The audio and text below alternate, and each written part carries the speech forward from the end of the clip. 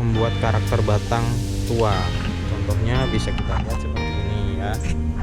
Ini kan ada bekas-bekas kawat, nanti ini akan terlihat sangat tua. Dan nah, di saat inilah kita harus melepas.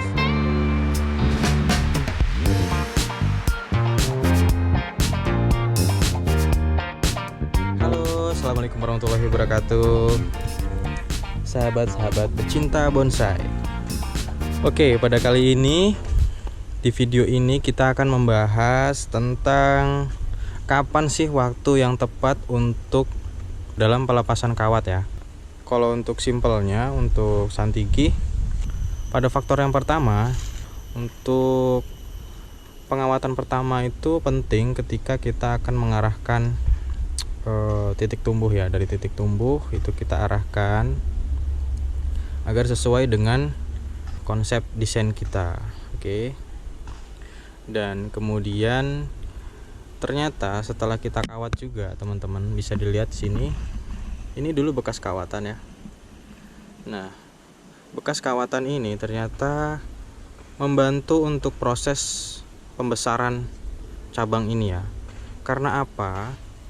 Karena kalau yang saya lihat dan saya perhatikan dan sesuai dengan apa yang sudah saya lakukan, pohon begitu sudah terlilit, kemudian terlihat seperti ini ya teman-teman ya, sudah agak makan gitu, kambiumnya sudah mulai memakan kawat, dan ini saat yang tepat kita dalam melakukan pelepasan kawat.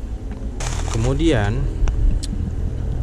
ketika pelepasan kawat ini kan ada bekasnya ya, agar bekas seperti ini, dan dia ini akan menarik terus, nutrisi akan terus berjalan, dan perlahan dia akan memperbaiki dari kambium-kambium yang luka ini.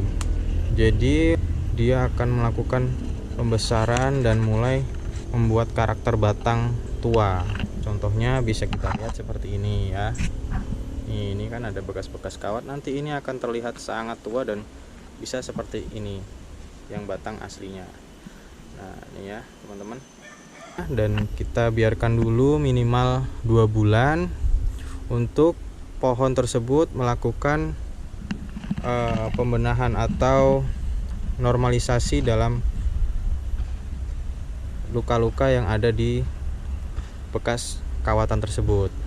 Jadi di saat kita dalam melepas kawat, jangan buru-buru kita langsung kawat ulang, atau misalnya kita mau ngawat dengan tidak melilit bagian yang sudah terkawat ini, bisa di tengahnya atau di sebelah mananya agar tidak balik lagi misalkan. Tapi kalau misalkan kayak seperti ini udah kita lepas udah nggak balik, itu nggak apa-apa, nggak perlu dikawat juga nggak apa-apa. Mungkin kita hanya memerlukan pengarahan ini gitu.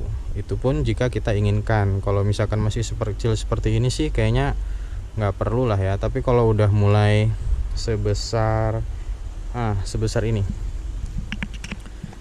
ini udah mulai kita arahkan kalau besarnya seperti ini. Tapi kalau misalkan masih kecil-kecil seperti ini, masih tunas muda, sepertinya belum kita kawat nggak apa-apa. Dan tips dari saya untuk pelepasan kawat, sebaiknya hati-hati karena terkadang bisa patah ranting di saat kita melepas kawat. Karena kalau misalkan kita melepasnya nggak hati-hati ya itu tadi resikonya bisa patah, atau jangan memaksakan lah intinya. Karena kalau misalkan kita memaksakan, misalkan kayak ini pohonnya rantingnya sebesar ini ya, rantingnya sebesar ini atau cabangnya sebesar ini, nanti kawatnya seperti ini. Nah ini kita lepasnya harus hati-hati, kita tahan tangan 2 ya. Karena ini saya sedang memegang kamera, jadinya agak susah nih teman-teman kalau buat ngelepas. Oke. Jadi ini kita lepas nanti. Dan ini juga ini udah terlihat ya, udah mulai makan kambiumnya. Oke. Dan ini dari pengawatan di bulan Februari ya teman-teman. Bulan Februari ini sudah Maret aja udah mulai makan nih kawatnya. Berarti pertumbuhannya memang ya lumayan pertumbuhannya, karena kadang kita tanpa dirasa hanya menyiram-nyiram saja, kemudian nggak taunya emang udah kemakan aja gitu. Kalau kita nggak kontrol per tiap bulannya, kadang bisa kelabasan. Kalau kelabasan juga akhirnya juga jelek, dan akhirnya dia akan mencekek jalur nutrisi tersebut dan bisa kekurangan nutrisi dan akhirnya bisa mati ranting ya teman-teman. Oke, kemudian misalkan ada yang luka, itu wajib kita kasih salep ya, salep kambium yang ada di pasaran, bisa pesan online lah, banyak yang jual. Contoh hasil kawatan yang sudah beberapa kali ya. Nah ini dia, ini pohon ini dulunya ini adalah terubusan masih kecil banget seperti ini.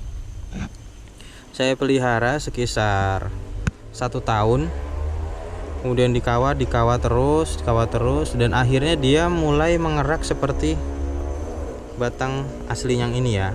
Jadi cabang yang ini, nah cabang yang ini itu dulunya itu muda, dan ini pun harus, yang bagian ranting-ranting ini kita harus lepas ya. Nih udah terlihat udah mulai makan deh, tuh udah mulai makan, dan ini harus cepet kita buka gitu.